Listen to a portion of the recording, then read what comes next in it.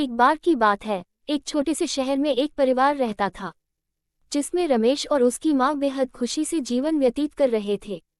Ramesh auto चलाता था और उससे जो भी आमदनी होती थी, माँ बेटा खुशी खुशी उससे गुजारा करते थे। एक दिन उसकी मौसी रमेश के घर आई। उसने रमेश की माँ से रमेश की शादी के बारे में बात की, जिसे सुनकर माँ बहुत खुश हो गई। अब रमेश के लिए एक अच्छी लड़की की तलाश शुरू होती है। कुछ ही दिनों में रमेश की मौसी को रूपा नाम की एक लड़की मिली, जो देखने में बेहद खूबसूरत थी। रमेश को भी रूपा बहुत पसंद आई और दोनों ने शादी कर ली। शादी के बाद कुछ दिन बेहद खुशी से बीते, लेकिन रमेश और उसकी माँ को रूपा के बारे में यह नहीं पता था कि रूपा कितनी लालची लड़की है। रूपा ने शादी के कुछ दिनों बाद ही अपने रंग दिखाना शुरू कर दिया था। वह महीने में कई बार किटी पार्टी जैसे सोमराह में जाने लगी, जिसके लिए रूपा हर पार्टी में नए कपड़े और कीमती जेवर पहनती थी। जब रूपा के नए गहने और कपड़े खत्म हो जाते थे, तब रूपा अपने पति की कमाई से नए कपड़े और गहने खरीद लेती थी, जिससे रमेश के घर में झगड़ा शुरू हो गया था। कई बार ऐसा होता कि महीने का राशन लाने के लिए जो भी पैसे होते थे, उन पैसों से रूपा अपने लिए कपड़े और गहने खरीद लेती थी। एक दिन रमेश ने कहा, रूपा, अपने नए कपड़े और गहने खरीदने में इतना पैसा बर्बाद करने का क्या फायदा है? आपको सोचना चाहिए कि आपके पति की इतनी कमाई नहीं है कि आप एक महीने में 10 बार किटी पार्टी में जाने के लिए नए नए आभूषण खरीद कर खर्च कर सके।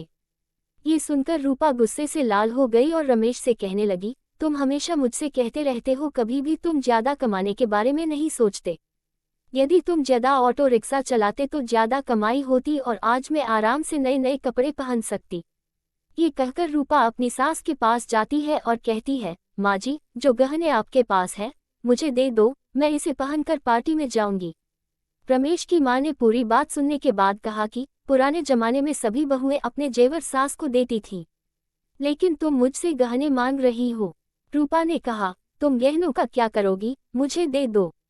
अंत में रमेश की माँ ने भी अपने सारे गहने रूपा को दे दिए और रूपा उन गहनों को पहनकर किटी पार्टी में चली गई। इधर रूपा के जाने के कुछ देर बाद ही घर में रमेश की मौसी आ गई।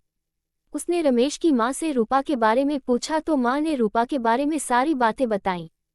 ये सुनकर मौसी ने रूपा को सबक सिखाने की सोची। रूपा की सास भी इस खेल में शामिल हो गई। रमेश की चाची घर का सारा राशन और सामान अपने घर ले गई और थोड़ी देर में अपने सारे गहने और नए कपड़े ले आईं। गहने और कपड़े लाकर उन चीजों को घर की अलमारी में और कुछ को रसोई में रख दिया और अपने घर जाने लगी। जाते समय रूपा की सास से कहा कि जब रूपा घर आएगी तो ये जेवर देखकर वह तुमसे कुछ पूछेगी, तुम उसका अच्छे से उत्तर देना। उसके कुछ ही समय बाद रूपा किटी पार्टी से घर आई और अपनी अलमारी में सभी नए गहने देखकर बहुत खुश हुई। लेकिन शाम को जब रूपा रसोई में खाना बनाने गई तो उन्हें फिर से राशन के डिब्बे में नए गहने मिले, जिसे पाके रूपा की खुशी का कोई ठिकाना नहीं था। लेकिन जब रूपा ने किचन में राशन की तलाश की तो उसे कुछ नहीं मिला, जिससे वह परेशान हो गई और अपनी सास के पास गई और पूछा कि मां जी, किचन का राशन कहाँ गया? तब सास ने कहा कि बहू, आपको गहने और कपड़े सबसे ज्यादा पसंद है, इसलिए आज मैंने घर का सारा राशन और सामान बेचकर आपके लिए नए गहने और कपड़े खरीद लाई हूँ।